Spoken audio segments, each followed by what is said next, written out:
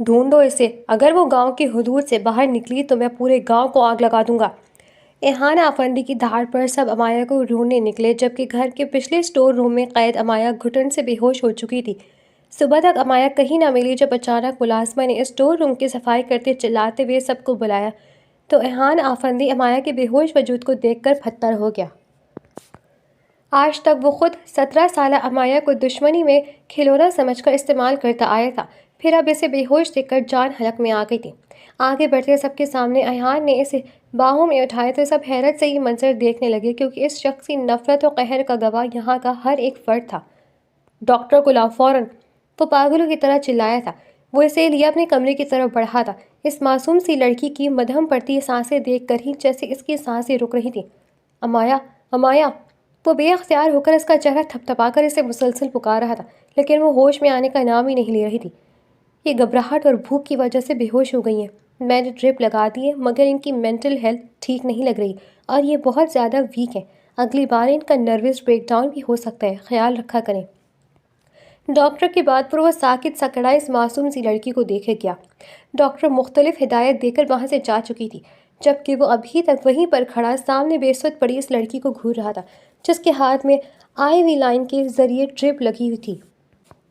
اس معصوم سی لڑکی کو اس نے بدلے اور دشمنی کے لیے ہر ممکن اذیت اور تکلیف پہنچائی تھی، لیکن اس ایک دن میں اسے احساس ہو چکا تھا کہ وہ لڑکی اس کے لیے صرف اس کا بدلہ نہیں تھی، وہ اس کی سانسوں میں بس چکی تھی، وہ اس کے دل کے لیے بے حد ضروری ہو گئی تھی۔ یہ ایک رات اس کے وجود پر بہت بھاری گزری تھی۔ وہ لڑکی نہ ملی تو اس کی زندگی میں کچھ نہیں بچے گا، پوری دنیا کو آگ لگانے کو جی چاہ رہا تھا۔ اس ایک رات میں اس کے جذبات بدل گئے تھے۔ اب سامنے لیٹی لڑکی اس کا انتقام نہیں بلکہ اس کے دل کی مکین بن گئی تھی۔ اس کا دل چاہتا تھا کہ ان دونوں کے بیچ کا رشتہ بھی اب ٹھیک ہو جائے، لیکن ماضی میں ان دونوں کے درمیان کوئی اچھا تعلق نہیں رہا تھا۔ وہ گہرے گہرے سانس لیتا اس لڑکی کو دیکھنے لگا جس میں اس کی جان بستی تھی اور جس کی جان اس نے خود نکالی تھی۔ شاید ہی کوئی اذیت ہو جو اس لڑکی کو اس نے نہ دی ہو۔ وہ اس وقت اپنے ذہن پر زور دیتا اپنا کوئی اچھا عمل ڈھونڈنا چاہ رہا تھا، لیکن اس کی یادداشت میں سوائے ظلم کے اور کچھ نہیں تھا۔ اس نے اس لڑکی کو سوائے اذیت کے اور کچھ دیا نہیں تھا۔ وہ لب پھینچ کر اس معصوم سی لڑکی کو دیکھنے لگا جو کہ پچھلے 1 سال سے اس کے پاس قید مسلسل اس کے ظلم و ستم کا نشانہ بن رہی تھی۔ اپنے بدلے میں اندھا ہو کر وہ خود کا ہی نقصان کر بیٹھے گا، یہ اس نے کبھی خواب میں بھی نہیں سوچا تھا۔ وہ بغور اس کا کملایا ہوا چہرہ دیکھنے لگا۔ آنکھوں کے پردے پر بے اختیار اس کا حسین بھرا بھرا سا دلکش سراپا اور شاداب چہرہ آیا تھا، جو کہ اس کے 1 سال میں اب یاسیت و سوگوار میں ڈھل چکا تھا۔ وہ وہیں سامنے صوفے پر بیٹھ کر خاموشی سے اسے دیکھنے لگا۔ جانے کتنے لمحے گزر گئے اور وہ حسین نوجوان خاموشی سے اپنی نظریں سامنے پڑے اس لاغر معصوم وجود پر ٹکائے رہا۔ اس کے وجود میں پورے 3 گھنٹے گزرنے کے بعد ہلکی سی جنبش سی ہوئی تھی۔ وہ شاید اب اپنے حواسوں میں لوٹ رہی تھی، جبکہ سامنے بیٹھے ایہان آفندی کے تاثرات میں ذرا فرق نہیں آیا تھا۔ وہ بے تاثر چہرے کے ساتھ یک ٹک کسی بت کی مانند صوفے پر بیٹھا رہا تھا۔ امایا نے کچھ ہی دیر بعد کسمسا کر آنکھیں کھولی تھی۔ کچھ لمحے وہ غائب دماغی سے اس کمرے کی سیلنگ کو گھورتی رہی اور پھر آہستہ آہستہ اس کا دماغ بیدار ہونے لگا۔ آنکھوں کے پردوں پر کل کا منظر واضح ہوا تھا جب وہ شیطان صفت انسان اپنے کسی ضروری کام سے حویلی سے باہر گیا تھا اور تب اس نے موقع دے کر یہاں سے بھاگنے کی کوشش کی تھی، لیکن باہر رکھوالی پر موجود کتے اس پر بھونکنے لگے تھے، جن سے ڈر کر وہ پچھلے اسٹور روم میں جا کر گھس گئی تھی۔ لیکن 1 گھنٹہ بعد جب اس نے وہاں سے نکلنا چاہا تو یہ دیکھ کر اس کے ہوش اڑ گئے کہ اسٹور روم کا دروازہ باہر سے کسی نے لاک کر دیا تھا، جس پر وہ روتی ہوئی وہیں پر بیٹھی چلی گئی۔ اسے یہی لگا تھا کہ اب وہ یہاں پر بند بہت جلد مر ہی جائے گی۔ یوں ایسی لاوارث موت کے بارے میں سوچ کر جہاں اس کی آنکھوں میں آنسو آئے تھے، وہیں پر دل کہیں نہ کہیں مطمئن ہوا تھا کہ وہ اب اس شیطان کی قید اور اذیتوں سے ہمیشہ کے لیے چھٹکارا حاصل کر لے گی۔ اب آنکھ کھلنے پر وہ جب احساس ہوا کہ وہ زندہ ہے اور ابھی تک اسی فقس میں قید ہے جہاں سے نکلنے کی سر توڑ کوشش کی تھی، تو اس کی آنکھوں میں خوف اور دہشت کے ساتھ ساتھ بے بسی بھی آن سمائی تھی۔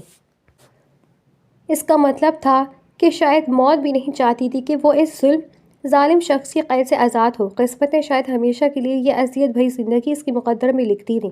اس نے آنکھوں میں آنسو اور حسرت لیے یوں نہیں سر گھمایا تھا اور سامنے اس ظالم ترین شخص کو بیٹھا پا کر وہ اپنی سانسیں تک روک کر اس شخص کو دیکھنے لگی۔ اس کی آنکھیں آخری حد تک پھٹ گئی تھیں۔ وہ اس وقت خوف و ہراس کی زندہ تصویر بنی ہوئی تھی۔ اس شخص کی دہشت اس کی روم روم میں اتری تھی۔ جانے یہ شخص اب اس کے ساتھ کیا سلوک کرے۔ اس نے اس کی قید سے بھاگنے کی کوشش کی تھی۔ وہ شخص یقیناً اسے معاف نہیں کرے گا۔ جانے اس کے لیے کیا سزا تجویز کرے گا۔ اس کی سرد بے تاثر ظالمانہ نگاہیں خود پر جمی دیکھ کر اس کی ریڑھ کی ہڈی میں سنسناہٹ ہوئی تھی، جبکہ وہ حسین نوجوان بظاہر بے تاثر چہرے سے اسے دیکھ رہا تھا، لیکن اس کا یوں خود سے خوفزدہ ہونا اس کے دل میں ہلچل مچا گیا تھا۔ اس لڑکی کے انداز و اطوار بتا رہے تھے کہ اس کے دل میں سوائے اس کے لیے خوف اور دہشت کے کچھ نہیں۔ وہ جانتا تھا کہ جب یہ خوف اور دہشت کے بادل چھٹیں گے تو اس کے پیچھے صرف اور صرف نفرت ہی واضح ہوگی۔ اس نے اس لڑکی کو خود سے نفرت کے لیے بہت سی وجوہات دی تھی، لیکن ایسا شاید کچھ بھی نہیں تھا جس کے باعث یہ لڑکی اس کی جانب راغب ہو سکتی۔ اس کی ذات سے اس لڑکی کو سوائے درد اور اذیت کے ساتھ اور کچھ نہیں ملا تھا۔ سانس لو، اس نے بھاری گھمگیر آواز میں کہا تو وہ بے اختیار گہرے گہرے سانس لینے لگی۔ وہ اس سے اس قدر خوفزدہ تھی کہ اس کی ہر بات اس کے لیے حکم کا درجہ رکھتی تھی۔ وہ ایک غلام تھی جسے یہ شخص اپنے بدلے اور نفرت کی آگ بجھانے کے لیے اپنے پاس رکھے ہوئے تھا۔ اس شخص کو اسے تکلیف اور اذیت پہنچانے کے لیے کسی بہانے کی ضرورت نہیں تھی۔ اس کا وجود اس نوجوان کے لیے بس ایک بیکار سی شے تھا جسے وہ اپنے غصے اور نفرت کو کم کرنے کے لیے استعمال کرتا تھا۔ اس حسین نوجوان نے بیل بجائی تو فوراً ایک ملازمہ اندر داخل ہوئی، جبکہ وہ ابھی تک وہیں بستر پر تیز تیز سانسیں لیتی نظریں جھکائے جیسے اپنی سزا کا انتظار کر رہی تھی۔ یہاں رکھ دو، اس کے سرد انداز میں دیے گئے حکم پر وہ ملازمہ ہاتھ میں موجود شاپنگ بیگ وہیں پر رکھ کر کمرے سے نکل گئی تھی۔ اٹھ کر یہ ڈریس چینج کرو۔ اس کے حکم پر وہ فوراً بستر سے نکلی تھی اور آنکھیں جھکائے دونوں ہاتھ باندھے اس کے سامنے کھڑی ہو گئی۔ انداز ایسا تھا جیسے کوئی زرد خرید باندھی ہو، جبکہ مقابل اس کے انداز پر ضبط کر کے رہ گیا تھا۔ اس ایک دن میں بہت کچھ بدل دیا تھا۔ اس کا اپنا دل اس سے باغی ہو چکا تھا۔ وہ جو پہلے صرف اور صرف انتقام اور نفرت اپنے اندر بھرے ہوئے تھا، اب اس سخت پتھر نما دل میں ایک الگ قسم کا جذبہ پھٹ پڑا تھا جس نے اس کی شخصیت کو ہی بدل کر رکھ دیا تھا۔ وہ جو اس علاقے کا ظالم ترین شخص مانا جاتا تھا، اب اس کا دل سامنے کھڑے اس وجود کے ذرا سے عمل پر بے چین ہونے لگا تھا۔ کچھ تھا ان دونوں کے درمیان جو کہ بدل چکا تھا۔ اس ایک ہی رات میں اس لڑکی کی حیثیت بدل چکی تھی، یا شاید وہ خود بدل چکا تھا۔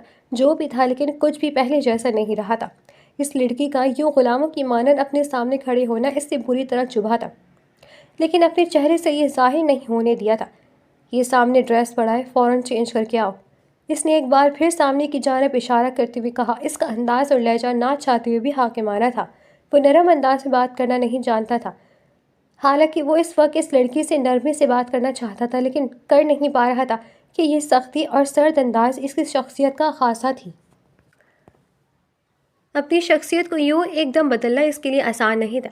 امایا فوراً سے اس کے حکم کی تعمیل کرتی سامنے موجود شاپنگ بیگ میں سے ڈریس نکال کر واش روم کی جانب بڑھ گئی تھی، جبکہ پیچھے وہ گہرا سانس لے کر اپنی پیشانی مسلنے لگا۔ سمجھ نہیں آ رہا تھا کہ ایسا کیا کرے کہ سب کچھ بالکل ٹھیک ہو جائے۔ ان دونوں کے درمیان یہ جو عجیب و غریب سی دیوار حائل تھی، وہ اسے ختم کرنا چاہتا تھا، لیکن یہ سب آسان نہیں لگ رہا تھا۔ جتنی آسانی سے اس لڑکی کو توڑا تھا، اسے اب جوڑنا بے حد مشکل لگ رہا تھا۔ کچھ ہی دیر میں واش روم کا دروازہ کھلا اور وہ ایک بار پھر سر جھکائے واش روم سے باہر آئی تھی۔ وہ ایک بار پھر اس کے سامنے ہاتھ باندھے اس کے حکم کے منتظر کھڑی تھی۔ اس کا انداز برداشت نہ کرتے ہوئے ایہان آفندی ایک جھٹکے سے اٹھا تھا، جس پر وہ خوف سے تھر تھر کانپتی ایک قدم پیچھے ہوئی تھی۔ وہ اس کی جانب آتا اگلے ہی لمحے سے اپنی گود میں اٹھا گیا تھا۔ اس اچانک غیر متوقع عمل پر امایا حیران سی ہوتی اس شخص کو دیکھنے لگی، جو کہ خاموشی سے اسی لیے اب دروازے کی جانب بڑھا تھا۔ کیا یہ وہ شخص نہیں تھا جو اس سے اپنا حق لے کر نہایت بے دردی سے اسے خود سے دور ہونے کا حکم دیتا تھا، یہ کہتے ہوئے کہ وہ صرف اپنی نفرت میں اسے سزا دینے کے لیے اس کے قریب آتا تھا، ورنہ اس کا وجود اس قدر غلیظ اور ناقابل حقارت ہے کہ اسے چھونے سے اس کا وجود بھی گندا ہو جاتا ہے۔ تو آج وہ کیوں اس کے غلیظ اور گندے وجود کو اپنی باہوں میں اٹھائے ہوئے تھا؟ کیا اب اس کے ہاتھ گندے نہیں ہو رہے تھے؟ وہ جو ذرا سی انگلی ٹچ ہو جانے پر اپنا ہاتھ ایسے دھوتا تھا جیسے وہ کوئی اچھوت ہو، آج اسے ایسے اپنی باہوں میں اٹھائے ہوئے تھا جیسے وہ اس کی زندگی کی سب سے قیمتی متاع ہو۔ وہ اسی لیے سیڑھیوں سے نیچے آیا، اب ڈائننگ ہال میں آیا تھا۔ ایک کرسی کھینچ کر اسے اس پر بٹھاتے وہ اس کے ساتھ والی کرسی پر بیٹھا تو امایا کے وجود پر ایک بار پھر حیرتوں کے پہاڑ ٹوٹے تھے۔ وہ بے یقینی سے اسے دیکھنے لگیں۔ یقین کرنا واقعی مشکل تھا کہ یہ شخص جو ہمیشہ اسے اپنا بچا ہوا کھانا کھانے پر مجبور کرتا تھا اور ہمیشہ سے اپنے سامنے جھکا کر اسے حقیر ثابت کرتا تھا، آج اسے اپنے برابر میں ڈائننگ ٹیبل پر خود بٹھا چکا تھا۔ کیا وہ کوئی خواب دیکھ رہی تھی، یا پھر یہ اس کا کوئی ہم شکل تھا؟ یہ وہ ظالم اور شیطان شخص نہیں ہو سکتا جس نے اسے پچھلے 1 سال سے بے رحمی سے یہاں قید کیا ہوا تھا۔ کچھ ہی دیر میں ملازمہ نے ٹیبل پر کھانا لگا دیا تھا۔ ایہان آفندی اپنے لیے پلیٹ میں کھانا نکال رہا تھا، جبکہ وہ ابھی تک سر جھکائے اپنی انگلیاں مسلتے ہوئے اپنی سوچوں میں گم یہ سب سمجھنے کی کوشش کر رہی تھی۔ اس نے یہاں سے بھاگنے کی کوشش کی تھی اور حساب سے تو اس شخص کے غصے سے پاگل ہوتے سے بے در سزا دینی چاہیے تھی، لیکن وہ بجائے سزا دینے کے الٹا اس پر مہربان ہو رہا تھا۔ یہ سب واقعی بڑا عجیب تھا۔ اس شخص کا ہمیشہ قہر اور غضب دیکھا تھا، اس کی یہ مہربانی ہضم نہیں ہو رہی تھی۔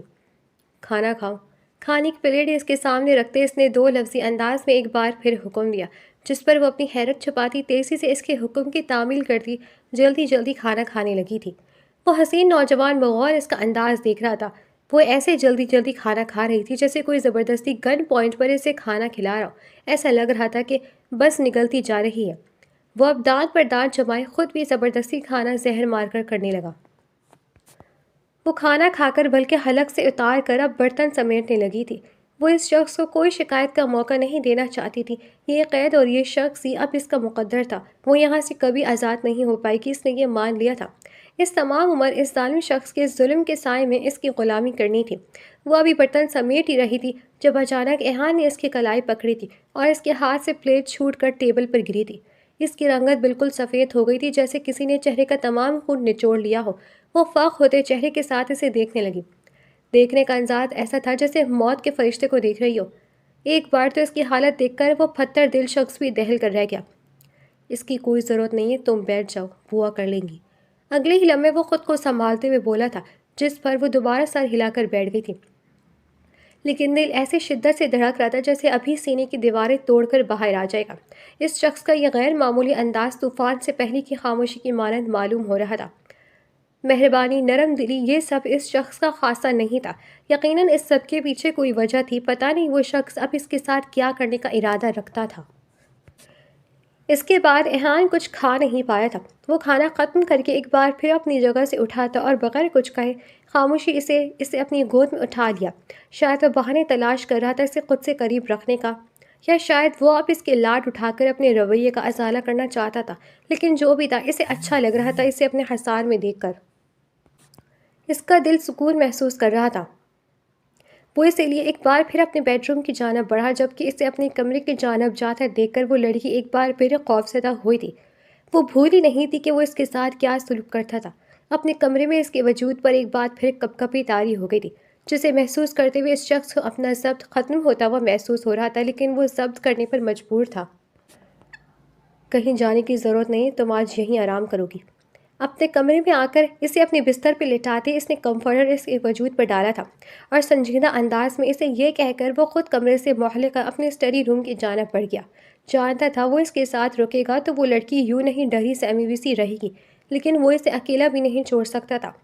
اس لیے اس کا ارادہ اسٹڈی روم میں بیٹھ کر اپنے کمرے میں لگے کیمرے کے ذریعے اس پر نظر رکھنے کا تھا۔ اس کا دل بڑا بوجھل سا ہو رہا تھا۔ اس معصوم سی لڑکی کی یہ کیا حالت کر دی تھی اس نے اپنی وحشت پہ؟ جو بھی تھا، اسے اپنا غصہ اور نفرت اس معصوم پر نہیں اتارنی چاہیے تھی۔ اس کا سب میں کوئی قصور نہیں تھا۔ وہ معصوم بے گناہ ہوتے ہوئے بھی اس انتقام کا حصہ بن گئی تھی۔ اس بے حد افسوس ہو رہا تھا، لیکن افسوس اب اس کچھ کے ساتھ نکل چکا تھا۔ یہ لڑکی یقیناً اس سے بے انتہا نفرت کرتی ہوگی۔ یہی سوچ کر اس کا دل مزید بوجھل ہوا تھا، جبکہ وہ معصوم سی لڑکی بستر پر لیٹی کانپتے ہوئے بار بار سر اٹھا کر اس دروازے کی جانب دیکھ رہی تھی جہاں وہ غائب ہوتا۔ سمجھ نہیں آ رہا تھا کہ وہ شخص ایسے کیوں بیہیو کر رہا تھا۔ وہ خاموشی سے آنکھ موند گئی تھی۔ اس کی بد آنکھوں سے آنسو ٹوٹ کر گالوں پر بہے تھے۔ آنکھوں کے پردوں پر بے اختیار 1 سال پہلے کے مناظر کسی فلم کی مانند چلنے لگے تھے۔ 1 سال پہلے اس کی زندگی بے حد پرسکون تھی۔ وہ اپنے ماں باپ کے ساتھ ایک خوشگوار زندگی گزار رہی تھی جب اس دن اچانک کالج سے باہر آتی کسی نے اس کے منہ پر رومال رکھتے اسے بے ہوش کر کے گاڑی میں ڈالا تھا۔ جب اسے ہوش آیا تب وہ اس بڑی سی حویلی میں اس ظالم شخص کے سامنے موجود تھی۔ وہ نہیں جانتی تھی کہ یہ شخص کون ہے، اس سے کیا چاہتا ہے۔ اس سے بس اتنا پتا تھا کہ وہ شخص اس سے نفرت کرتا ہے اور اس کے باپ کیے کی سزا اسے دینا چاہتا ہے۔ وہ معصوم سی 16 سالہ لڑکی جو کہ ذرا سی اونچی آواز پر ڈر جایا کرتی تھی، اس شخص کے ظالمانہ رویے پر بری طرح ٹوٹ گئی تھی۔ وہ شخص اسے پورا دن ملازموں کے ساتھ کام کرواتا تھا، ذرا سی غلطی پر اسے سزا کے طور پر ٹھنڈ میں کتنی دیر باہر کھڑا رکھتا تھا، گرمی کے دنوں میں اسے جان بوجھ کر تپتی دھوپ میں کھڑا رکھتا تھا۔ اسے پہننے کے لیے بس 2 سادے سے لباس دیے تھے جو کہ پہلے سے ہی استعمال شدہ لگتے تھے۔ شاید اس نے کسی ملازمہ کے استعمال کیے ہوئے کپڑے سے دیے تھے جو کہ اسے نہایت ہی ڈھیلے سے تھے۔ پچھلے 1 سال سے وہ انہی 2 سوٹوں میں گزارا کر رہی تھی جو کہ اب پھٹ چکے تھے۔ آج پہلی بار اس شخص نے اسے ایک نیا برانڈڈ نیو نہایت ہی مہنگا سوٹ پہننے کا حکم دیا تھا، جسے دیکھ کر وہ واش روم میں کتنی ہی دیر صدمے کسی کیفیت میں مبتلا رہی تھی۔ وہ شخص اسے ہمیشہ اپنا بچا ہوا کھانا کھانے پر مجبور کرتا تھا اور وہ بھوک کے مارے نہ چاہتے ہوئے بھی وہ کھانے پر مجبور تھی۔ کچھ ہی عرصے میں اس شخص کا خوف اس کی رگ رگ میں بسنے لگا تھا، اور پھر اس پر قیامت تو تب ٹوٹی جب اس شخص نے ایک مابعدی سے نکاح کرتے بے دردی سے اپنا حق لیا۔ اس دن کے بعد اس شخص کی وحشت اور خوف مزید ایسا اس کے دل میں سمایا کہ آج تک نکل نہیں پایا تھا۔ وہ شخص اپنی باتوں اور اعمال سے دن رات اس کی تذلیل کرتا تھا، اس پر کبھی ہاتھ نہیں اٹھاتا تھا، لیکن اس کی زندگی جانوروں سے بھی بدتر بنا دی تھی۔ یہاں کی ملازموں کی زندگی بھی اس سے کئی درجے بہتر تھی۔ وہ ملازموں کے سامنے بھی اسے ذلیل کرنے سے باز نہیں آتا تھا۔ یہاں سے بھاگنے کی وہ کتنی بار کوشش کر چکی تھی، لیکن کمی کامیاب نہیں ہو پائی تھی۔ کل پہلی بار ایسا ہوا تھا کہ اسے موقع ملا تھا یہاں سے نکلنے کا، لیکن پھر بھی وہ یہاں سے نہیں نکل سکی تھی اور ایک بار پھر اس ظالم شخص کی قید میں آ گئی تھی۔ پہلے جب بھی وہ بھاگنے کی کوشش کرتی تو وہ اسے ایک اندھیرے کمرے میں بھوکا پیاسا پورا دن بند رکھتا تھا، لیکن پہلی بار ایسا ہوا تھا کہ وہ پورا ایک دن وہ غائب رہی تھی اور وہ شخص اسے سزا دینے کے بجائے عجیب طریقے سے پیش آ رہا تھا۔ اس شخص کی زبان سے ہمیشہ نشتر ہی سہے تھے، ہمیشہ سزائیں جھیلی تھیں۔ ایسے میں اس شخص کا نرم پڑنا اسے مزید خوفزدہ کر رہا تھا۔ جانے اب اس نے کیا سوچ کر اپنا رویہ نرم کیا تھا۔ یہ شخص نرم نہیں پڑ سکتا، وہ جانتی تھی۔ اس شخص کے سینے میں دل نہیں، پتھر ہے۔ اس کی منتیں ترلے، اس کی آنسو آہیں واسطے کچھ اس شخص پر اثر نہیں کرتا تھا۔ وہ جیسے پتھر کا بنا ہوا تھا، اس قدر ظالم اور اس قدر سنگ دل کہ یہاں کے ملازمین کو اس پر ترس آ جاتا تھا، لیکن اس شخص کو کبھی اس پر ترس نہیں آیا تھا۔ جانے اس کے ماں باپ نے ایسا کیا کیا تھا اس ظالم شخص کے ساتھ جس کا بدلہ وہ اس قدر بے رحمی سے لیتا تھا کہ اس معصوم کی روح تک کانپ اٹھتی تھی۔ ابھی بھی اس کا رویہ سے بری طرح پریشان کیے ہوئے تھا۔ اس 1 سال میں اس نے خود کو انسان سمجھنا چھوڑ دیا تھا۔ وہ سمجھ چکی تھی کہ اپنی حیثیت اور اوقات جو کہ وہ شخص دن رات اس پر باور کرواتا تھا، اس کا دل اب اپنی موت کی دعا کرتا تھا۔ وہ ایک معصوم سی لڑکی جو کہ نئی زندگی کی خواب دیکھ رہی تھی، اس شخص نے اس کے تمام خواب چکنا چور کرتے اسے اپنے پاس قید کر کے اس بری طرح توڑا کہ وہ اب ایک زندہ لاش بن کر رہ گئی تھی۔ بھاگنے کی ایک آخری کوشش کے بعد تو جیسے اس کی بچی کچی ہمت بھی پوری طرح جواب دی گئی تھی۔ اپنے ماں باپ کو یاد کرتے ہوئے ایک بار پھر شدت سے رو پڑی تھی۔ یہ جگہ ایک ایسا قید خانہ تھی جہاں سانسیں گھٹتی تھی اور جہاں سے نکل پانا ناممکن تھا۔ اس شخص کے سونے کے بعد رات کو بھی اسے صرف 1 سے 2 گھنٹے کے لیے سکون سے سونے کی اجازت ملتی تھی، اور صبح پھر دوبارہ اس شخص کے اٹھنے سے پہلے جاگنا ہوتا تھا۔ وہ تو سوتا نہیں تھا، جس کی وجہ سے اس کا سونا بھی ممنوع تھا۔ آج پتہ نہیں سورج کس جانب سے نکلا تھا کہ وہ دن کے وقت بھی اسے خود اپنے ہاتھوں سے اپنے ہی کمرے میں اپنے بستر پر آرام کرنے کی ہدایت دے کر گیا تھا۔ اس بستر پر لیٹنے کی اجازت صرف اسے تب تک ہوتی تھی جب تک وہ شخص اسے اپنی ضرورت پوری کرتا۔ اس کے بعد وہ اسے کسی بیکار شے کی طرح پھینک دیا کرتا تھا۔ وہ یہی اس کے کمرے میں نیچے زمین پر بستر لگا کر سوتی تھی۔ اس شخص کے مطابق اس کی اتنی اوقات نہیں تھی کہ وہ اس کے بستر پر لیٹ پاتی۔ اس کی انا، عزت نفس، خودداری اور نسوانیت کا بری طرح قتل کیا گیا تھا۔ وہ لڑکی بستر میں چھپی زار و قطار رو رہی تھی، جبکہ وہیں دوسری جانب اسٹڈی روم میں بیٹھا وہ ظالم نوجوان جس کے آنسو دیکھتا اپنے دل کو پھٹتا ہوا محسوس کر رہا تھا۔ اس لڑکی کے آنسو کی وجہ وہ خود تھا۔ یہ تکلیف ایسی تھی کہ اس کے دل کو چیر رہی تھی۔ اپنے ظلم یاد آتے تو دل چاہتا کہ خود کو ہی قتل کر لے۔ وہ کیسے اتنا ظالم بن گیا کہ اس معصوم پر بغیر سوچے سمجھے اس قدر ظلم ڈھاتا چلا گیا۔ اس نوجوان کی آنکھ سے ایک آنسو نکلتا اس کی کنپٹی میں جذب ہوا تھا۔ وہ مغرور مرد اپنے ہی انجاموں اور اپنی ہی ظلم سے خوفزدہ ہو گیا تھا۔ اس لڑکی کا رونا برداشت نہیں ہو رہا تھا، حالانکہ ایک وقت تھا جب اس کی سسکیوں سے وہ سکون حاصل کرتا تھا، لیکن اب تو اس پر اپنی ہی سانسیں تنگ ہونے لگ گئی تھیں۔ وہ چاہتا تھا سب ٹھیک ہو جائے، وہ لڑکی اس کے لیے ظلم و ستم کو بھول جائے، لیکن کیا یہ ممکن تھا؟ یہ ایسا سوال تھا جو کہ اس پر زندگی تنگ کر دیتا تھا۔ اسے اس طرح روتے دیکھ کر اس شخص کی سانسیں تنگ پڑنے لگی تھی۔ وہ جب سے کمرے میں آئی تھی مسلسل روئے ہی جا رہی تھی، حالانکہ اس نے تو آج اسے کچھ بھی نہیں کہا تھا، پھر جانے کیوں وہ روئے چلی جا رہی تھی۔ اگر وہ ایسی ہی روتی رہی تو اس طرح تو اس کی طبیعت بگڑ جائے گی۔ وہ بری طرح پریشان ہوا تھا۔ ہو سکتا ہے اسے کوئی تکلیف ہو رہی ہو، کوئی پریشانی ہو۔ اس کا دل گھبرایا تھا۔ وہ فوراً سے اٹھ کر اسٹڈی روم سے باہر آیا۔ دروازہ کھولنے کی آواز پر وہ لڑکی ہمیشہ کی طرح اپنی سانسیں تک رک گئی تھی۔ وہ شخص جب جب اس کے سامنے آتا تھا وہ اپنی سانس رک جایا کرتی تھی۔ وہ لمبی لمبی ڈھک بھرتا کچھ ہی لمحوں میں اس کے پاس پہنچ گیا تھا، جو کہ اب آنکھیں موندے بے حس و حرکت پڑی تھی۔ وہ ایک گہرا سانس لیتا اس کے پاس ہی نیم دراز ہو کر اسے اگلے لمحے اپنے مضبوط حصار میں قید کر گیا تھا، جبکہ اس کے حصار میں اس کی سانسیں مزید تنگ ہونے لگی تھیں۔ سانس لو امایا، اس نے گہری سانس لیتے ہوئے کہا۔ اب کی بار لہجہ کچھ حد تک دھیما تھا۔ حسب معمول وہ فوراً سے سانسیں لینے لگی تھی۔ کیا ہوا ہے؟ رو کیوں رہی ہو؟ طبیعت ٹھیک ہے تمہاری؟ وہ سنجیدگی سے اس کے چہرے پر ٹھہری نمی کو اپنے ہاتھ سے صاف کرتے ہوئے سنجیدگی سے اختصار کرنے لگا۔ وہ تیزی سے اسبات میں سر ہلا گئی، البتہ اس شخص کا لہجہ اور الفاظ ایک بار پھر اسے ورطہ حیرت میں مبتلا کر گئے تھے۔ آنکھیں کھولو، میری طرف دیکھو، مقابل نے اب کی بار پہلے سے زیادہ نرم انداز میں کہا تو وہ ایک بار پھر حکم کی تعمیل کرتی فوراً سے آنکھیں کھول گئی تھی۔ اس کی آنکھوں میں سوائے خوف اور دہشت کے اور کچھ نظر نہیں آ رہا تھا۔ وہ شخص جیسے مایوس ہوا تھا۔ کیوں رو رہی تھی؟ اتنا کہیں درد ہو رہا ہے؟ وہ ایک بار پھر سنجیدگی سے اس کی آنکھوں میں دیکھتے ہوئے پوچھنے لگا، جبکہ وہ نفی میں سر ہلا گئی تھی۔ تو پھر اتنا رونا کیوں آ رہا ہے؟ اس کے ایک ہی سوال پر وہ لڑکی خود پریشان ہوئی تھی۔ اس کا سوال ہی بڑا عجیب سا تھا۔ وہ تو ہمیشہ ہی روتی رہتی تھی۔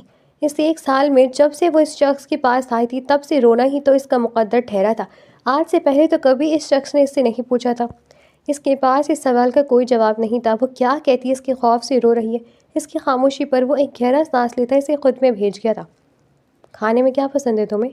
ان دونوں کے درمیان طویل خاموشی ٹھہر گئی تھی۔ احان افندی کو یہ خاموشی اب بری طرح سے چبھنے لگی تھی، حالانکہ وہ خود نہایت ہی خاموش مزاج شخص تھا، جو کہ بلا وجہ ایک لفظ منہ سے نہیں نکالتا تھا۔ اسے ہمیشہ سے خاموشیوں میں رہنے کی عادت تھی، ذرا سی آواز، ذرا سا شور برداشت نہیں کرتا تھا، لیکن آج اس لڑکی کی خاموشی پر وہ شخص گھبرا اٹھا تھا اور چاہتا تھا وہ کچھ بولے، کوئی بات کرے۔ وہ اس کی آواز سننا چاہتا تھا، اس کی باتیں سننا چاہتا تھا، لیکن اس کی آواز اس نے خود اپنے زور سے بند کروائی تھی۔ تو اب وہ کیوں اس سے بات کرتی؟ آخر کچھ نہ سوجھنے پر اس خاموشی سے گھبرا کر وہ خود ہی اس سے پوچھ بیٹھا تھا۔ وہ اس کی پسند ناپسند جاننا چاہتا تھا۔ وہ چاہتا تھا کہ وہ دونوں ایک عام کپل کی طرح زندگی گزارے۔ اس کے سوال پر وہ لڑکی ایسے دیکھنے لگی جیسے کچھ غلط سن لیا ہو۔ کیا ایسے کیا دیکھ رہی ہو؟ تم سے پوچھ رہا ہوں کھانے میں کیا پسند ہے؟ اس کے تاثرات اسے خواہ میں خفت کا شکار کر گئی تھی، جس پر وہ اسے گھورتے ہوئے دوبارہ پوچھنے لگا۔ پتہ نہیں، مجھے یاد نہیں ہے۔ اس کے گھورنے پر وہ ہڑبڑا کر جلدی جلدی بول گئی تھی۔ واقعی اس وقت اس شخص کو سامنے دیکھ کر اس کا ذہن کام نہیں کر رہا تھا، اور پھر عرصہ ہو گیا تھا اس شخص کی قید میں۔ وہ سب کچھ بھول گئی تھی سوائے اس شخص کے خوف اور دہشت کی۔ اس کے ذہن میں اور کچھ بھی نہیں رہا تھا، جبکہ اس کے جواب پر اس شخص کا دل ایک نئی اذیت میں مبتلا ہو گیا تھا۔ وہ لڑکی اپنی معصوم سی بات پر اس مرد کو بری طرح شرمندہ کر گئی تھی۔ وہ اب کچھ کہنے کے قابل نہیں رہا تھا۔ پوچھنا ہی نہیں چاہیے تھا، خاموشی بہتر تھی۔ وہ دل ہی دل میں بڑبڑا کر اس کے بالوں میں ہاتھ پھیرنے لگا تھا۔ امایا؟ کچھ دیر بعد اس نے پھر اسے پکارا تھا، لہجے میں بے اختیار نمی تھی۔ جی؟ وہ فوراً متوجہ ہوئی تھی۔ میں تھک چکا ہوں اس بدلے اور نفرت کی آگ میں جلتے ہوئے۔ تمہارے باپ نے برسوں پہلے میرے خاندان کو ختم کیا تھا، میرا سب کچھ تباہ و برباد ہو گیا۔ میں نے اسی انتقام کی آگ میں جلتے ہوئے اپنا بچپن گزارا، لیکن اب میں خود ہی اس انتقام سے تھک گیا ہوں۔ میں جینا چاہتا ہوں، سکون چاہتا ہوں۔ کیا تم مجھے وہ سکون دے سکتی ہو؟ کیا تم سب کچھ بھول کر میرے ساتھ زندگی کی نئی شروعات کر سکتی ہو؟ اس شخص کی باتوں پر وہ معصوم لڑکی بے یقینی سے اسے دیکھنے لگی۔ یقین کرنا مشکل تھا، کیا یہ شیطان سفید شخص واقعی بدل گیا تھا؟ کیا اسے واقعی اس پر رحم آ گیا تھا؟ لیکن اگر ایسا تھا تو اسے آزاد کرتا، مگر وہ شخص اب اس کے ساتھ زندگی گزارنا چاہتا تھا جس نے اس کی زندگی اپنے ہاتھوں سے تباہ کی تھی۔ کیا یہ ممکن تھا کہ وہ اپنی شخصیت کے قاتل کے ساتھ ہنسی خوشی رہنے لگتی؟ نہیں، یہ اس کے لیے آسان نہیں تھا۔ وہ تلخ نگاہوں سے اسے دیکھنے لگی۔ زبان بالکل خاموش تھی، جبکہ اس کا دل چیخ چیخ کر کہہ رہا تھا کہ تمہارا ظلم معاف کرنے کے قابل نہیں ہے۔ تم نے میرا بچپنا چھینا، میری معصومیت ختم کی ہے۔ تم میری شخصیت کے قاتل ہو۔ میں تمہارے ساتھ ایک لمحہ بھی سکون کا نہیں گزار سکتی۔ میں کبھی تمہیں سکون نہیں دیکھ سکتی۔ لیکن اس کے لب خاموش تھے کہ اس کے دل میں ابھی تک اس شخص کا خوف بیٹھا ہوا تھا۔ میں اپنا غم ہلکا کرنا چاہتا ہوں۔ میں چاہتا ہوں کہ اپنے دل پر جو بوجھ لیے جی رہا ہوں اس سے آزاد ہو جاؤں۔ پتہ ہے، جب میں 12 سال کا تھا تب تمہارے باپ نے ایک سیاسی شخصیت کے حکم پر میرے باپ پر جھوٹا کیس دائر کرتے اسے جیل میں ڈال دیا تھا۔ میری ماں تب حاملہ تھی۔ یہ اچانک صدمہ برداشت نہ کرتے ہوئے ان کی طبیعت بگڑ گئی تھی اور وہ اپنے بچے سمیت اس دنیا سے رخصت ہو گئی۔ میرے باپ کو 5 ماہ بے قصور جیل میں رکھنے کے بعد جیل میں ہی زہر دے کر مار دیا گیا اور ان پر خودکشی کا الزام لگا دیا۔ میرے دادا نے اپنے وجود پر زخم جھیلتے ہوئے میری پرورش کی، لیکن جب میں 16 سال کا تھا تب دادا کا سایہ میرے سر سے اٹھ گیا۔ میں نے تب سے قسم کھائی تھی کہ اپنی ہستی بستی زندگی برباد کرنے والوں کو معاف نہیں کروں گا۔ ان ظالموں کو ایسی سزا دوں گا جس پر ان کی روح کانپ اٹھے گی۔ تمہارے باپ نے نفرت کا بیج میرے دل میں بویا اور میں اس قدر پاگل ہو گیا، میں نے وہ تمام پاور اور طاقت حاصل کی جس کے بعد میں تمہارے باپ سے بدلہ لے سکوں۔ اور تب میں چاہتا تھا میں تمہارے باپ کو اس چیز سے تکلیف دوں جس سے وہ سب سے زیادہ پیار کرتا ہے۔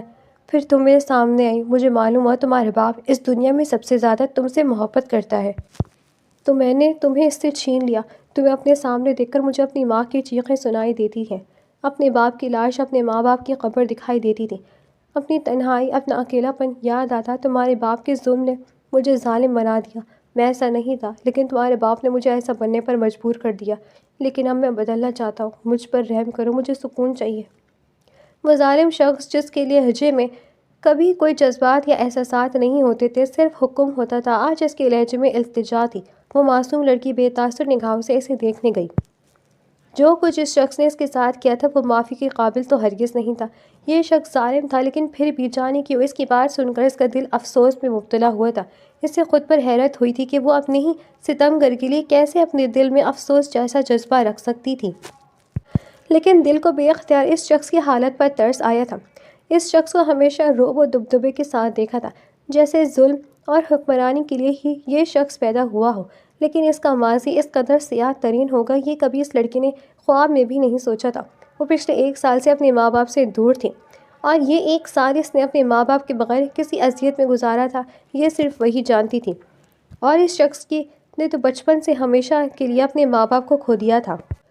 اور پھر اس کے گھر والے کے بچھڑنے کے پیچھے اس کے باپ کا ہاتھ تھا۔ یہ بات اسے مزید غمگین کر گئی تھی۔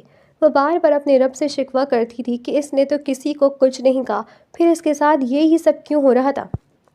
آج احساس ہو رہا تھا کہ شاید یہ سب اس کے والد کیے گئی کی سزا تھی جو کہ وہ بھگت رہی تھی۔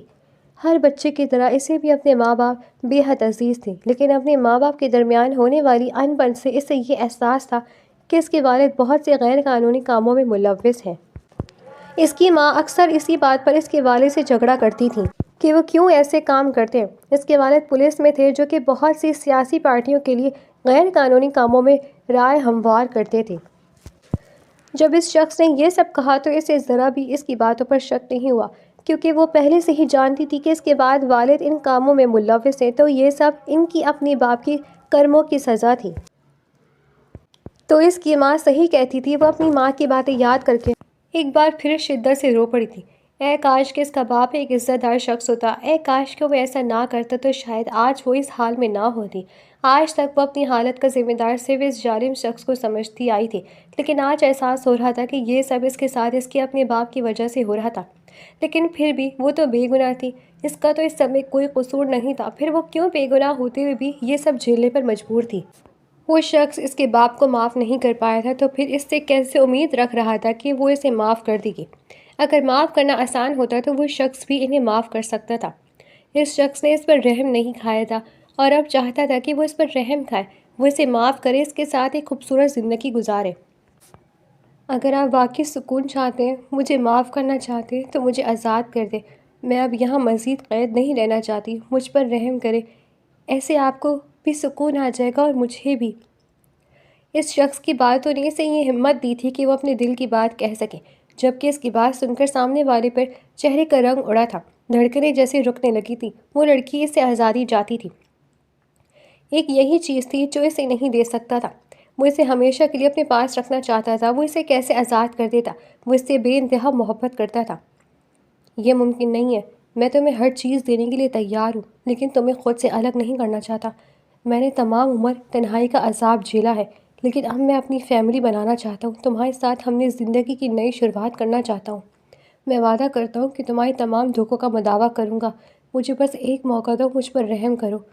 وہ شخص اسے دیکھتا وہ التجائی انداز میں بولا تھا، پلیز میں نہیں رہ سکتی اب سے آپ کے ساتھ، مجھے ڈر لگتا ہے آپ سے، ہم دونوں کا کوئی جوڑ نہیں ہے، یہ رشتہ نفرت اور انتقام کی بنیاد پر بنایا گیا تھا، یہ ہم دونوں کے لیے ہی سکون کا باعث نہیں ہو سکتا۔ آپ کو تو بہت سی لڑکیاں مل جائیں گی، آپ کسی کے ساتھ بھی اپنی زندگی شروع کر سکتے ہیں، مجھے اس رشتے سے اور اس قید سے آزاد کر دیں، میں یہاں نہیں رہنا چاہتی۔ وہ آنکھوں میں امید لیے اس شخص کو دیکھ رہی تھی۔ مجھے واقعی بہت سی لڑکیاں مل جائیں گی لیکن مجھے کوئی اور لڑکی نہیں، مجھے صرف تم چاہیے ہو۔ میں کبھی سمجھ نہیں پایا لیکن جانے کا تم میرے سانسوں کے لیے ضروری ہو گئی ہو۔ کل جب تم غائب ہوئی تو مجھے لگا کہ تمہارے بغیر میں رہ نہیں سکتا، میں تم سے محبت کرنے لگا ہوں۔ امایا پلیز مجھے معاف کر دو، میں وعدہ کرتا ہوں میں سب ٹھیک کر دوں گا۔ وہ شخص اس کا چہرہ ہاتھوں کے پیالوں میں لیے محبت سے بولا۔ اس کی محبت کے اظہار پر وہ بے یقینی سے اسے دیکھنے لگی۔ یہ آپ کیا کہہ رہے ہیں؟ آپ نفرت کرتے ہیں مجھ سے، ایسا نہیں ہو سکتا، ہم دونوں کبھی ایک نہیں ہو سکتے، مجھے نہیں رہنا آپ کے ساتھ، مجھے جانا ہے یہاں سے، پلیز میرے ساتھ ایسا مت کریں، میں نفرت کرتی ہوں آپ سے۔ وہ اس کی بات پر کتنے ہی لمحے سکتے کے عالم میں کچھ بول نہیں پائی تھی اور پھر بے ترتیب جملے ادا کرتے وہ نفی میں سر ہلاتے ہوئے بالآخر اپنے دل میں پلتے جذبات زبان پر لے آئی تھی اور اس شخص کو لگا کہ اس لڑکی نے اپنی زبان سے ہی اس کا دل زخمی کر ڈالا ہو۔ وہ جانتا تھا کہ وہ اس سے نفرت کرتی ہے، یہ کوئی نئی بات نہیں تھی، لیکن اس کے لبوں سے یہ بات سن کر دل کو جیسے نئے سرے سے تکلیف ہوئی تھی۔ میں تمہیں نہیں چھوڑ سکتا، میں جانتا ہوں تمہارے لیے آسان نہیں، لیکن مجھے یقین ہے تم مجھے قبول کر لو گی، میں اپنی محبت سے تمہاری نفرت کو بدل دوں گا، مجھ پر یقین رکھو سب ٹھیک ہو جائے گا۔ اب وہ محبت سے اسے دیکھتا ہوا نرم انداز میں بولا تھا۔ اس لڑکی نے اسے محبت اور نرمی سے بات کرنا سکھا دیا تھا جس سے وہ آج تک ناواقف تھا۔ اسے یقین تھا وہ بھی اسے خود سے محبت میں مجبور کر دے گا۔ وہ اس کی پیشانی پر لب رکھتا اسے محبت سے خود میں سمیٹ گیا تھا، جبکہ وہ اس شخص کی بے حسی اور خود غرضی پر روتے ہوئے نہ چاہتے ہوئے بھی اس کی باہوں میں سمٹ گئی تھی۔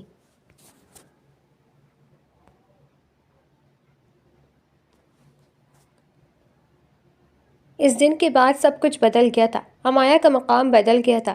ایہان آفریدی اپنے عمل سے اسے بار بار یہ احساس دلاتا کہ وہ اس سے بے انتہا محبت کرتا ہے۔ اس شخصی محبت تو اس نے قبول نہیں کی تھی، لیکن اس کی محبت وہ مغرور ضرور ہو گئی تھی۔ پہلے جو خاموشی سے ہمہ وقت ڈری سمی سی رہتی تھی، اب اس کے انداز اور اعتبار ہی بدل گئے تھے۔ وہ اب ہر وقت اسے دیکھ کر منہ بگاڑ لیتی تھی۔ کتنی بار اس سے نفرت کا اظہار کھلے عام کر چکی تھی، جسے وہ خاموشی سے برداشت کر جایا کرتا تھا۔ ایہان اب اس کی محبت کے لیے ہر ممکن کوشش کر رہا تھا، لیکن یقیناً یہ اتنا آسان نہیں تھا۔ وہ لڑکی یہ سب کیسے بھول جاتی؟ جو نفرت اس نے اس لڑکی کے اندر بھری تھی، وہ اب وہی اسے لوٹا رہی تھی۔ تو جانے کیوں اسے اتنی تکلیف ہو رہی تھی، لیکن اب اس کی باری تھی ضبط اور صبر سے یہ سب برداشت کرنے کی۔ اس نے اس کے گھر والوں سے نہیں ملوایا تھا کہ جب تک وہ اسے قبول نہ کر لیتی، وہ اسے اپنے گھر والوں کے پاس نہیں لے جانا چاہتا تھا، لیکن اس کے علاوہ ہر ممکن کوشش کر لی تھی اسے خوش کرنے کی۔ پچھلے ایک ماہ میں وہ اس کی خوشی کی خاطر ہر ممکن کوشش کر چکا تھا، لیکن ایک سال کا غبار یقیناً ایک ماہ میں ختم نہیں ہونے والا تھا۔ لیکن بس اتنا ہوا تھا، اب اس لڑکی سے میں اعتماد آ گیا تھا۔ وہ غصہ ہوتی تھی، چیختی تھی، چلاتی تھی، اور اس کے لیے یہی بہت تھا۔ اسے یقین تھا کہ وہ آہستہ آہستہ اسے پوری طرح بدل دے گا۔ وہ لڑتی جھگڑتی، غصہ کرتی، نفرت کرتی اس کے ساتھ رہ رہی تھی، اس کے لیے یہی کافی تھا۔ وہ اس دن معمول کے مطابق صبح اٹھ کر ڈائننگ ٹیبل پر آئی تو وہ حسین نوجوان اسے سامنے ٹرے لیے کچن سے نکلتا ہوا نظر آیا۔ اس کی حالت دیکھ کر معلوم ہو رہا تھا کہ جیسے کچن میں کوئی جنگ کر کے آیا ہو۔ وہ حیران نظروں سے اسے دیکھنے لگی جو کہ اب اس کے سامنے ناشتے کی ٹرے رکھ رہا تھا۔ وہ حیران نظروں سے کبھی اسے تو کبھی کھانے کی ٹرے کو دیکھنے لگی۔ یہ آپ نے بنایا ہے؟ وہ حیران سی بولی تھی۔ بالکل، کھا کر تو دیکھو، صرف تمہارے لیے پہلی بار ٹرائی کیا ہے۔ اس کی بات پر اس کی آنکھیں باہر کو ابلنے لگی تھی۔ بانا وہ اب پہلے سے بدل گیا تھا، بالکل نرم مزاج ہو گیا تھا، لیکن ایسی کسی چیز کی توقع نہیں کی تھی اسے اس مغرور نوجوان سے۔ اس کے اصرار پر وہ نہ چاہتے ہوئے بھی ناشتہ چکھنے پر مجبور ہوئی، لیکن بس ایک ہی لقمہ لینے کے بعد اس نے ٹرے پیچھے کر دیا۔ بالکل بھی اچھا نہیں بنا ہے، اس نے منہ بنا کر کہا تو اس شخص کا منہ لٹک گیا۔ کیا ضرورت تھی اتنی صاف گوئی سے انکار کرنے کی؟ وہ اس کا دل بھی تو رکھ سکتی تھی۔ وہ دل ہی دل میں کڑتا ہوا افسوس سے سر ہلا کر ٹرے اٹھائے وہاں سے اٹھ گیا تھا، جبکہ وہ اب بوا کو اپنے لیے اپنی پسند کا ناشتہ بنا کر کہہ رہی تھی۔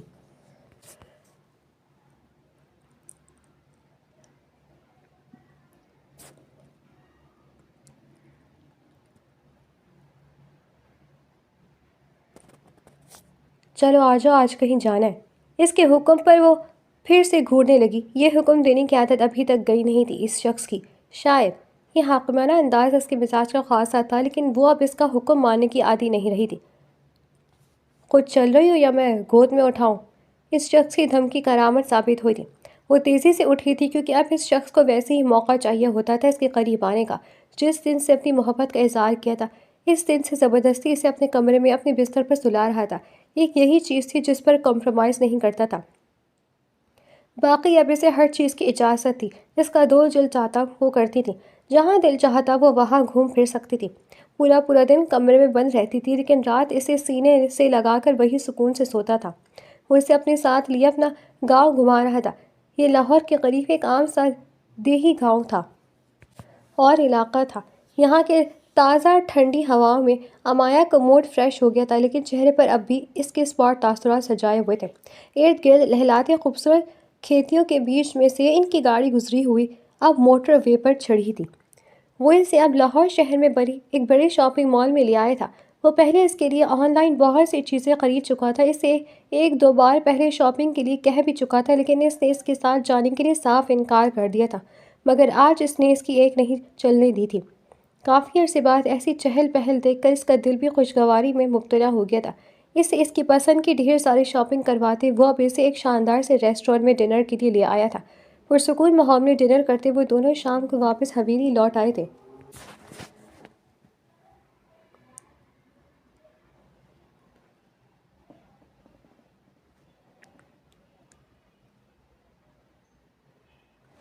وہ حسین نوجوان اب اس کے مسلسل ایسے رویے سے تھکنے لگا تھا۔ وہ اس کے ساتھ خاموشی سے رہ تو رہی تھی، لیکن خوش نہیں تھی۔ نہ ہنستی تھی، نہ مسکراتی تھی، نہ اس سے باتیں کرتی تھی۔ کبھی کبھار اپنا غصہ چیختے ہوئے نکال دیا کرتی تھی، لیکن زیادہ تر صرف اور صرف خاموشی رہا کرتی تھی۔ اس کا کھویا کھویا اور اداس انداز اس شخص سے برداشت نہیں ہو رہا تھا۔ چلو تمہارے گھر والوں کے پاس لے چلتا ہوں۔ اس نے سوچا تھا کہ جب تک وہ اسے قبول نہیں کرے گی تب تک وہ اسے اپنے گھر والوں کے پاس نہیں لے جائے گا، کہ وہ اسے کھونے سے ڈرتا تھا۔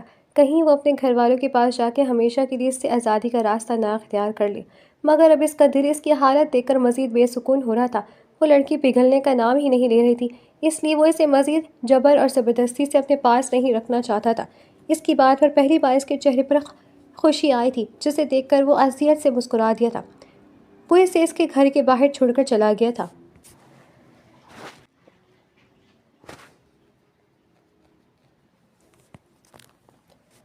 اسے اپنے گھر اپنے ماں باپ کے پاس آئے ہوئے 2 ہفتے ہو گئے تھے، مگر اس حسین نوجوان سے دوبارہ کبھی ادھر کا رخ نہیں کیا تھا۔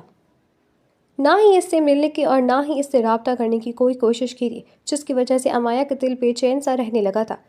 واپس آ کر اپنے ماں باپ سے وہ اکھڑی اکھڑی سی ملی تھی۔ اس کے ماں باپ نے اس سے بار بار پوچھا کہ وہاں کہاں تھی، اتنے دن اس کے ساتھ کیا ہوا، لیکن اس نے انہیں کچھ نہیں بتایا تھا۔ اس کی مسلسل خاموشی پر اس کے ماں باپ نے بھی اس کے حال پر چھوڑ دیا تھا۔ وہ واپس آ گئی تھی، ان کے لیے یہی بہت تھا۔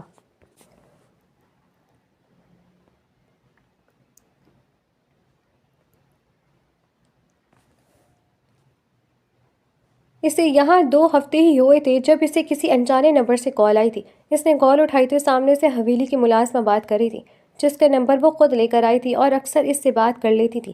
مگر آج اس نے کسی نئے نمبر سے فون کیا تھا۔ اس ملازمہ کی بات سن کر اس کے پیروں تلے سے زمین نکل گئی تھی۔ ایہان آفندی کو گولی لگی تھی۔ جس سیاسی پارٹی نے اس کے باپ کو جیل میں ڈلوایا تھا، وہ ان سے مقابلے میں گولی کھا کر اس وقت ہسپتال میں پڑا تھا۔ یہ خبر جانے کی اس لڑکی کے دل پر بری طرح اثر انداز ہوئی تھی۔ وہ اپنے باپ کے ساتھ اس ہسپتال میں پہنچی، جس کا پتہ اس ملازمہ نے اسے بتایا تھا۔ ریسیپشن سے اس شخص کا پوچھ کر وہ اس کے کمرے تک پہنچی تھی، اور اس تمام عرصے میں اس لڑکی کو لگ رہا تھا کسی بھی وقت اس کی جان نکل جائے گی۔ اسے احساس ہو چکا تھا وہ شخص اس کی زندگی کے لیے بے حد ضروری تھا۔ پتہ نہیں کب وہ شخص اس کے دل پر قابض ہو گیا۔ اپنے باپ کو وہ یہی کہہ کر اپنے ساتھ لائی تھی کہ اس کی ایک دوست ہسپتال میں ایمرجنسی میں ہے۔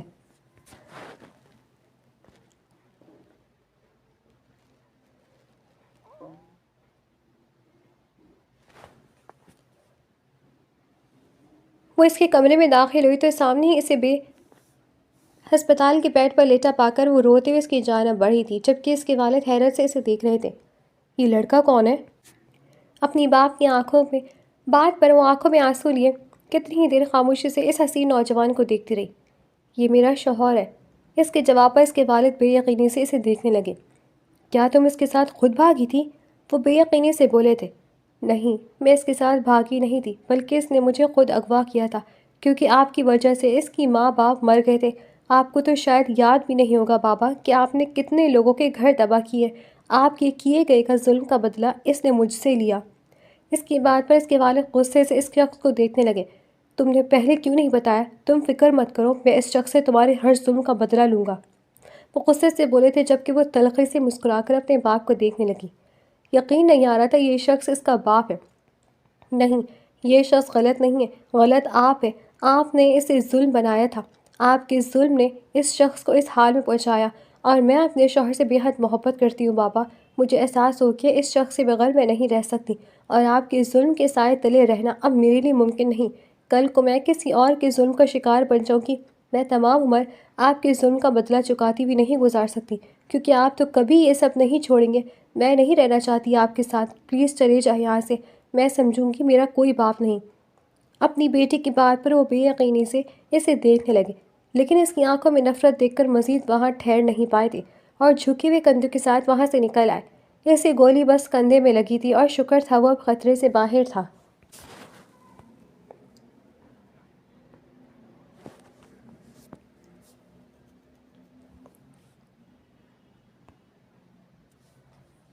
ایہان آفندی کو ہوش آئے تو اس لڑکی کو اپنے پاس بیٹھا ہوا پایا۔ وہ دھیمے سے مسکرا کر اسے دیکھنے لگا۔ یہ سب خواب معلوم ہو رہا تھا۔ وہ اس کا ہاتھ تھامے اس کے ہاتھ پر اپنا سر رکھے آنکھیں موندے سامنے کرسی پر بیٹھی تھی۔ اس نے آہستگی سے اس کے بال اس کے چہرے سے ہٹائے تو وہ فوراً سے اٹھی تھی، جبکہ ایہان کو بھی احساس ہوا کہ کوئی خواب نہیں بلکہ حقیقت ہے۔ آپ بہت برے ہیں۔ آپ نے کہا تھا کہ اب آپ کوئی انتقام نہیں لیں گے، لیکن پھر بھی اپنے غصے میں خود کوئی نقصان پہنچا بیٹھے۔ مجھے واقعی نفرت ہے آپ سے۔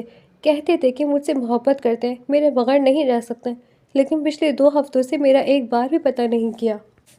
اس کے روتے ہوئے غصے سے کہنے پر وہ شخص مسکرا دیا تھا۔ مجھے لگا کہ میرے بغیر تم زیادہ خوش رہو گی۔ اس شخص نے اذیت سے مسکرا کر کہا تو وہ روتے ہوئے اس کے سینے پر سر رکھ گئی تھی۔ مجھے بھی یہی لگتا تھا، لیکن ان 2 ہفتوں میں میری غلط فہمی دور ہو چکی ہے۔ مجھے شاید آپ کی عادت ہو گئی ہے۔ میں اب اپنے باپ کے ساتھ نہیں رہنا چاہتی۔ مجھے ڈر ہے کہ جانے کب ان کے ظلم کے بدلے میں مزید مصیبت میں مبتلا ہو جاؤں۔ میں سکون چاہتی ہوں۔ میں تمہارے ساتھ زندگی کی ایک نئی شروعات کرنا چاہتی ہوں۔ امایا کی بات پر وہ شخص تشکر سے اپنی آنکھیں موند گیا تھا۔